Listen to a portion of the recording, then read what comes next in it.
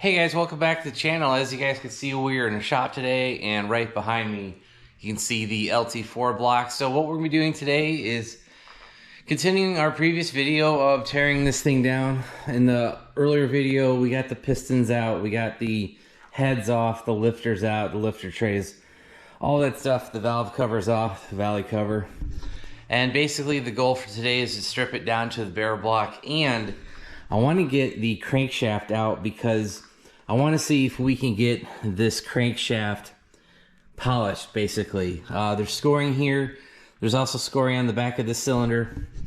And these crankshafts are kind of worth a stupid amount of money. When we picked up this motor, I already had kind of written off this crank, but I looked up the value of them, and they're worth like $750 to like $900, and that's in a rusty one that I saw. So maybe this one can be cleaned up for relatively cheap, and we could sell it at that premium price. If we get the crank out and it's no good, that's not really a bigger deal. I wasn't planning on this part being one of the pieces that I sell. Everything else that I was planning on selling were the pistons, the rods, the rocker arms, the push rods, all that stuff. That stuff's still all good and will basically be for sale. I think the one part I'm going to hold on for a little while is actually going to be the stock rocker arms, because they are not the same as the LS stuff. And I might need that when we get this engine back, we put the cam in, and I want to make sure we use the push rod checker. I want to keep a stock rocker arm just in case we need that. So, alright guys, we were able to get the harmonic balancer off. You can see that here on the floor. This is the truck specific one. And I was able to get this off using the middle sized unit from Harbor Freight. They sell this in a 3-pack. There's a small, a middle, which is this one, and a large one, which is over by the Impact. The big one I did not try, but the middle one fit just fine. I was able to put the hooks around it, get them back here, and it pulled right off without any major issue.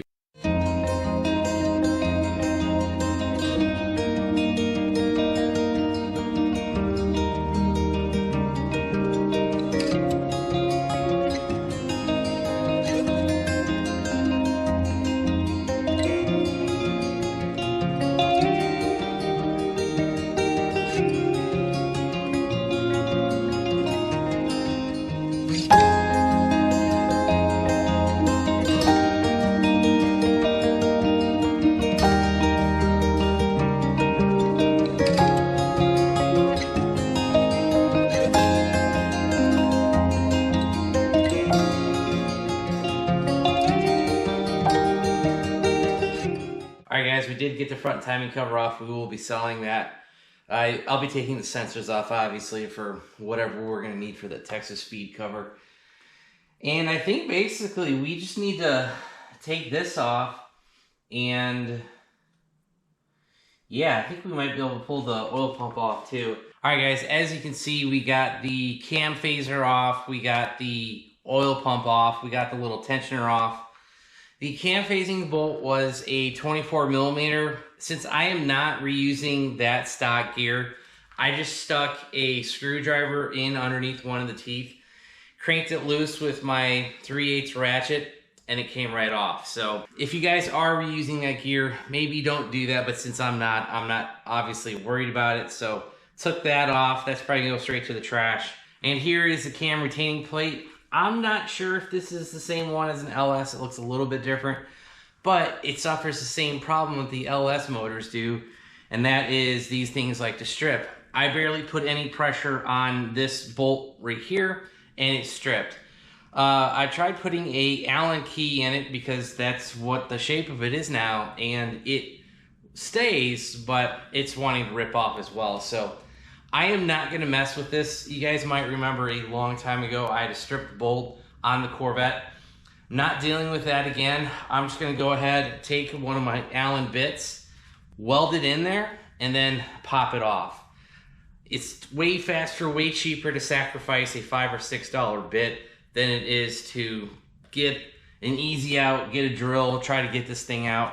And I need to do some welding soon anyway, so I've got to convert the welder from stainless steel back to regular steel. We'll get this welded up and get this pulled out, but that shouldn't hold us up. Yes, obviously we'll still have a cam in it, but I think we should be able to flip the motor over and start taking the crank out and that is basically going to be taking all these bolts off on the bottom as well as the side of the block. So we got to take the main caps off, and then we will lift the crank up and out of here. So, all right guys, one thing I noticed is the crankshaft has actually turned blue. So this might be a futile exercise anyway. I'm gonna have to ask my machine shop. If you guys can see this bearing between on main cap number 3, you guys can obviously see that's a little bit blue. Let's go to bearing, you know, between 4 and 5. There's no bluing here. So obviously something made this hot, and this thing got scorched. So yeah, this whole thing might not be worth anything. But like I said, I was never planning on the crankshaft being good anyway. If we can get it fixed, cool. If not, we'll just see what the engine guy says. And yeah, so let's go ahead, get this. I've already loosened up the main caps. You guys can see them kind of pulling these off already. I need to get this rear cover off, and we should be able to pull the caps and then the crank.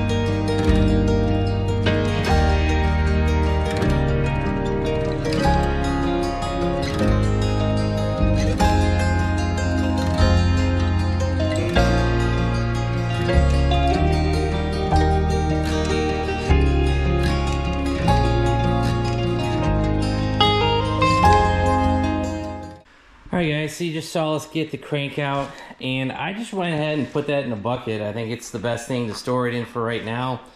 I don't want to set it on its side. I think there might be a weight thing.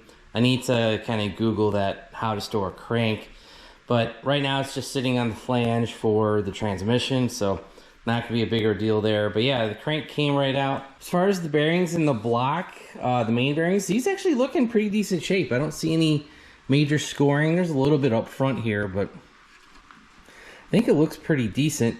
Let's go over to the main caps. You will see some wear in these, and yeah, so like you guys can see some wear there, some wear on this one, but the rest of them look pretty normal. This one's got an edge that it was riding on, but yeah, I mean, overall these things look to be in pretty decent shape. I don't see anything major going on here. To get the main caps out, I kind of just looked up how to do it in an LS, and most people just took 2 pieces of metal or rod or whatever and stuck it on each side of the cap, so you guys can see this little part right here. And yeah, you just stick it in there, lift on both sides at the same time, and you pop them up. So I was just kind of afraid because, you know, that is a machine surface and you don't really want to mess all that stuff up. And so yeah, now that that crank is out, I can take that over to the machine shop, see if that thing is even worth saving. If it's going to be $500 to fix that, that thing's just going to get chucked. And like I said, guys, I was never budgeting that crank as part of the money that we're going to get back. I budgeted everything to be roughly, we would get $600. That's what it's going to cost for the cylinder heads and the motor. Speaking of budget, we actually just sold the stock rod and piston. Those shipped out on Friday. I sold those for $1,200. And so our $3,500 cost is now down to $2,300. But we're starting to get into the main expense of this motor, and that is going to be the crank, the rod, and the piston. Now the LT crank, they're going for around $700, something like that. Your rod and piston look to be about $1,800, give or take. So you're already looking at, you know, $2,500 there. And then machine work, you know, the machine shop could be, I don't know, $1,000 to $1,500. It just kind of depends what we need to do on this block. Like, do we just need to go over 5,000, you know, 0.005 to clean up the sleeves a little bit? And so that kind of leads us to our next point. I don't want to buy the rod and piston because I don't know what size we're going to need. I know we've talked about this in the past, but if we need to buy a oversized L8T forged piston, yeah, it's going to be a little bit more money than just the drop-in sets you can buy from Texas Speed and other companies that sell that. So, all right guys, you can probably hear the welder behind me. It is on. We have fully converted it back to regular mild steel. You can see we put new .030 wire in there. We got our 25% argon CO2 mix on there, and I have the grounding clamp going to a bolt attached to the block, so we should be good there. And also I recently replaced the tip, the inner tip, and actually the inner mechanism on that. I finally picked up a new one. I actually had to go to eBay to buy the parts because I couldn't find the part that has a little spring on it. And what I'm talking about is this tip that the Tweako fitting goes into. This is actually part of the gun, so I had to take the whole gun apart on the MIG welder, swap this out, and I was able to get this off. And so yeah, we got a fully repaired MIG welder and we should be good to go. And how we're gonna do this is actually we're gonna MIG weld this little 5mm hex. We're just gonna put it in there, weld it, tack weld it on a couple spots, then try turning it. I've done this before on top of the Corvette engine. You guys might remember that video. I'll have a link to that video up above. And I found this is simply the easiest way to do this. And I bought this on Amazon. They shipped it overnight, and I think it was like $6.99. And I'm just gonna use the end, so we could always cut off the very tip.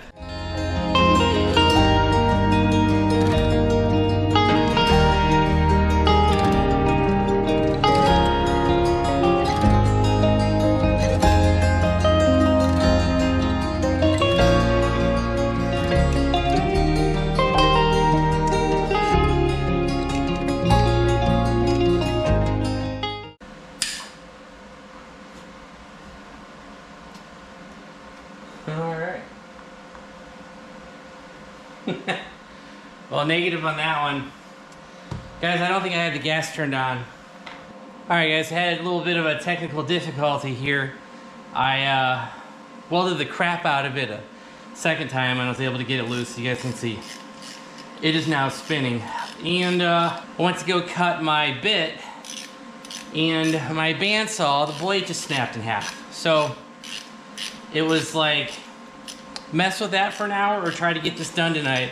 And so I just took a angle grinder, cut that tip off like I said, and ended up cutting that. So a little bit of a bent bit, but it got the job done, and we now no longer have a stuck bolt here over here on the driver's side of the LT4. So we should be able to pull this out and pull the cam out as well. And here's the cam thrust retainer plate, whatever you want to call it. And let's pull the LT4 cam out. Alright guys, the best trick I found to pull a cam out in an LS or an LT is basically take the stock bolt that holds the cam in, or in this case the cam phaser, take the gear off, just put the bolt back into the cam, and that should give you enough wiggle room to pull the cam out. So let's just keep pulling and just very carefully pull this out. Now guys, I am not concerned with the bearings. You know, obviously this motor is going to be going through to the machine shop, and I actually have an update about that. But let's finish getting this LT4 cam out, and then we can talk about the... All right, there you go. Here is one used LT4 cam. I don't see a ton of damage on it. A couple surface scratches on the front bearing, but I would almost bet that's from me pushing it in and out a couple times, trying to get it out before we had to deal with this bolt. So, but other than that, this camshaft looks to be in pretty decent shape, but I think I'm gonna write this off. Yeah, I don't want to be selling a cam that has damage to it. Yeah, you can definitely feel that. Blame me, blame the guy that took the motor apart the first time. Whatever, it's not that big of a deal. These aren't worth that much money. Alright guys, as you can see, I have the engine flipped over, and these bearings look in really good shape. Now I have popped out 2 of them, and I don't see any damage to the block. Everything in my eye looks good. So yeah, a couple of those main bearings have some marks in them, but that makes sense because, you know, the crankshaft basically got pushed forward and rubbed itself, got hot, and it took out the crank, and it also took out a couple of these bearings. So that makes sense. Now, how do we know about that? So I took the crank to my machine shop. I actually went there yesterday, and I wanted to see if we can show you. I'm going to point it out. If you guys can see this ring right here, that should not be worn. That should be perfectly flat. If you guys can look at this angle right here, it's flat and then raised. If you go to this middle bearing down here in the middle, it's flat, raised, and then there's a groove. So I'm pretty sure that is where the crankshaft rubbed, got hot. Actually, you guys can see it. There's bluing of the steel around it. So it rubbed a ridge into this main part of the crankshaft, and yeah. So the crank, what my guy basically said was, you'd have to spend $500 to $600 to get that fixed. And even doing the mag flux or something like that, basically they're checking for cracks, that's gonna be like $100 all in. And they were gonna have to weld that groove back and then machine that back down. All in, you were looking at $600 or $700 to fix a stock crank. And I told them that was about the value of what these things are worth. So the crankshaft is also a write-off because of basically what happened. What my engine builder thinks happened is that the torque converter either locked up or ballooned. It pushed the crank forward, and this bearing right here, this third main in, got hot. And once that got hot and caught, it caught the two next bearings next to it.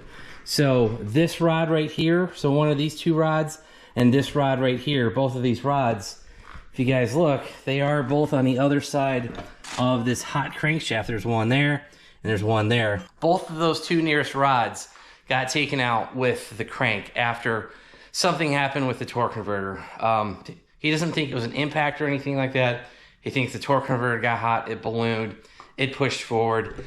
And these engines have some room to move, you know, a few thousandths in each direction because, you know, crankshafts and whatnot are balanced. You got the torque converter, you got a harmonic balance on the front. So they do have some room to move forward and backward, but that pushed forward. So it pushed, so here's the back of the motor, pushed forward.